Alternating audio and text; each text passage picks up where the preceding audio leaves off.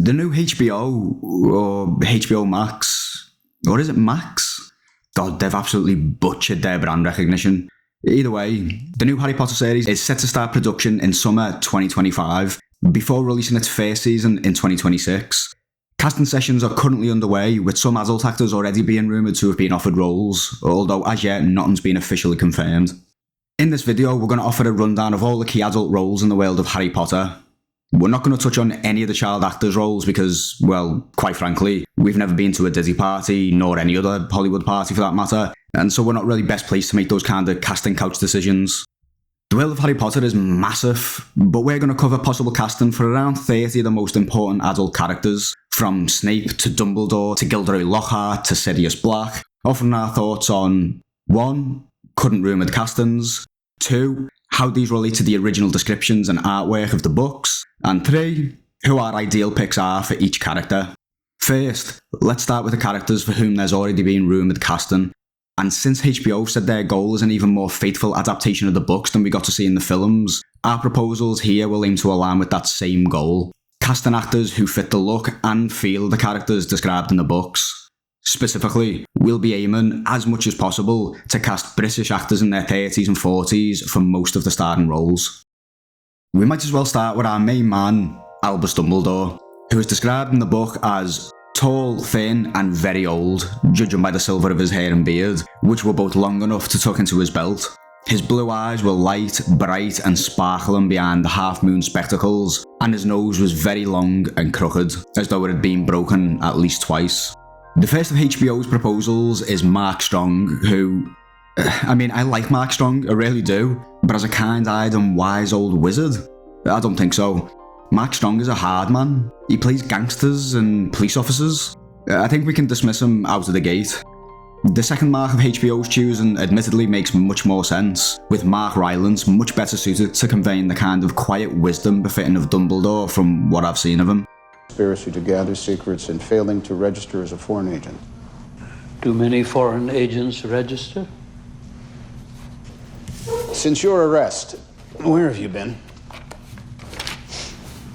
I couldn't say for certain. You don't know? They drove me to an airport, put me on the plane, took me off the plane. In terms of our own proposal here at LJ, this casting is admittedly one of the most difficult of the lot, but being immense fans of Buffy the Vampire Slayer, we've opted to put forward Anthony Stewart-Head, who in the aforementioned show consistently guides Buffy and pals through all sorts of trials and tribulations with a kind and gentle wisdom reminiscent of Dumbledore at his best.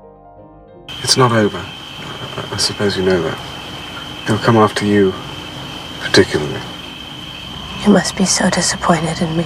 No, I'm not. This is all my fault.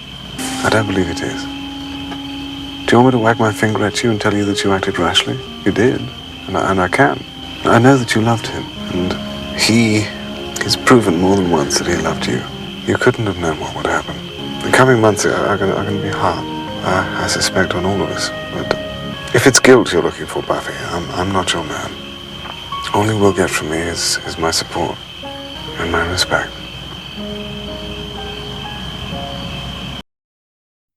Next up is Hagrid, a half-giant described as having a face almost completely hidden by a long, shaggy mane of hair and wild, tangled beard, but you can make out his eyes, glinting like black beetles under all the hair. The late Robbie Coltrane did a fantastic job in the films, and the latest casting rumours suggest HBO have Brett Goldstein, known for playing the hard man in Ted Lasso and Hercules in Thor: Love and Thunder, to play the friendly giant.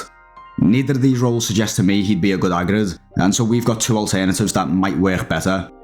The first is Daniel Ings, whose goofy, mistake-making portrayal of Freddy in 2024's The Gentleman series was the highlight of the show for me. Thank you, bro. Seriously, this is... I will not let you down, okay? Because I know that I've been a little bit of a burden recently. No, don't say anything. I have been, okay? I will do anything. Literally anything. Freddie, all you need to do, pretend that you want to buy a car. That's it. That's it. It's just buying a car. That's all it is. It's genius. But potentially an even better casting choice here is Nick Frost. He could be the best placed Hagrid imaginable for the show, especially if they intend to lean into his oafish comedic side. I'm afraid you have cancer. I'm very pleased to say I was wrong. You don't have cancer. You're as fit as a fisherman. This wasn't part of the plan. Daniel, stop going to make yourself ill. For real. You're mad at me. This is all your fault. My fault. Who was it that misdiagnosed me with cancer? It was an honest mistake. We have to leave the country. For how long? For good. We're looking at spending the rest of our lives in prison. Truth about you. No, just stop him. Minerva McGonagall is described as a tall, black-haired witch in emerald green robes. She has a very stern face, a sprightly 70-year-old. HBO's proposal is Sharon Horgan, who's shown that she's a fantastic comedic actress who can also offer dramatic portrayals with their roles in Catastrophe and This Way Up. Apart from being a ginger rather than a brunette, I think this is HBO's best proposed casting yet.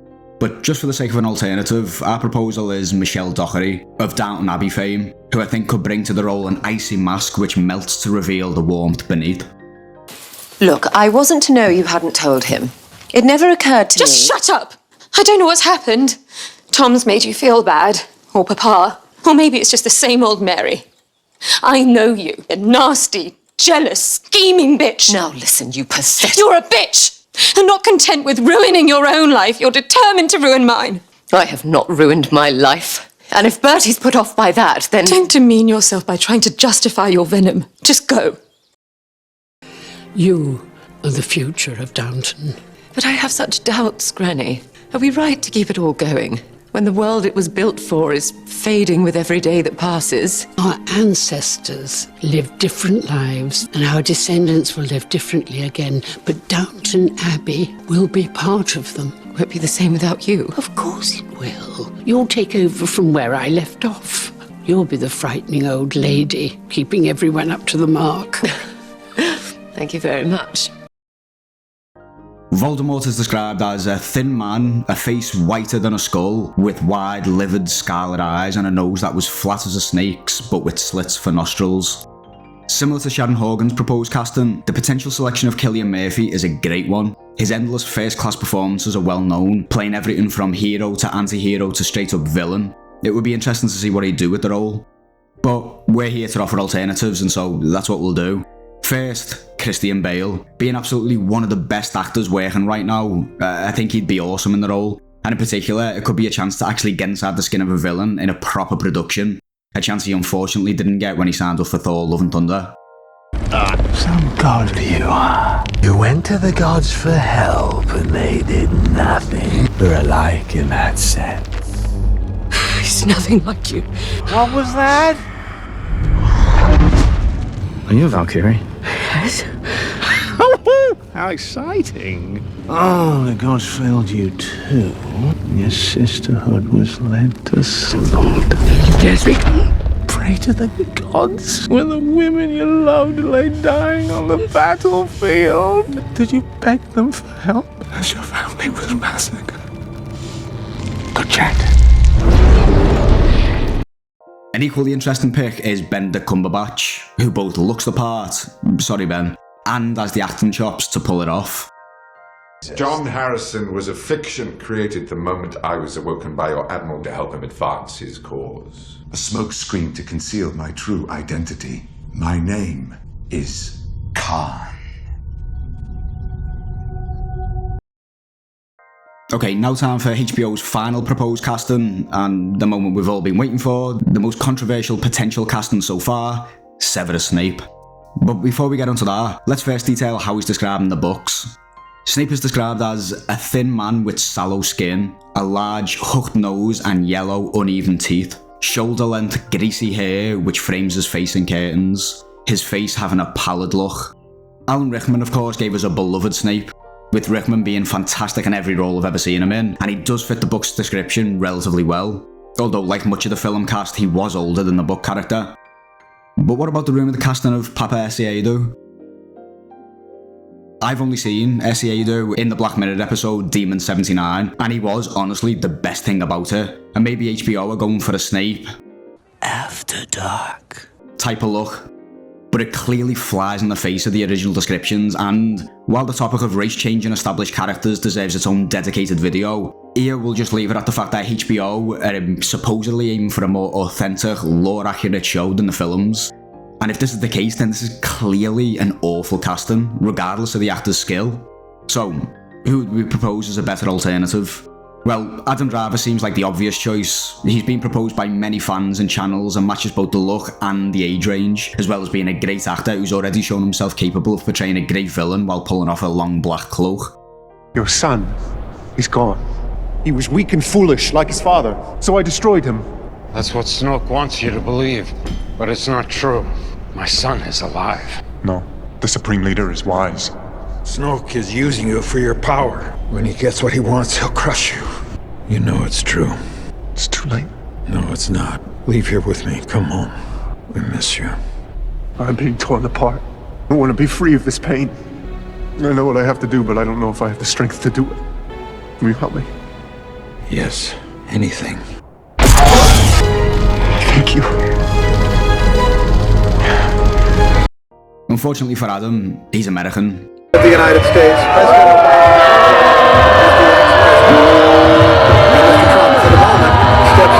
So let's move on to someone more homegrown in the form of Tom Hiddleston. Hiddleston's obviously got a proven track record of portraying villainy, having given us probably the best MCU villain of all time, up until his assassination in his own show, of course. And he fits the aesthetic really well, save for the fact that he's probably just too good looking. But I'm sure any makeup artist worth the salt would be able to rectify that pretty easily.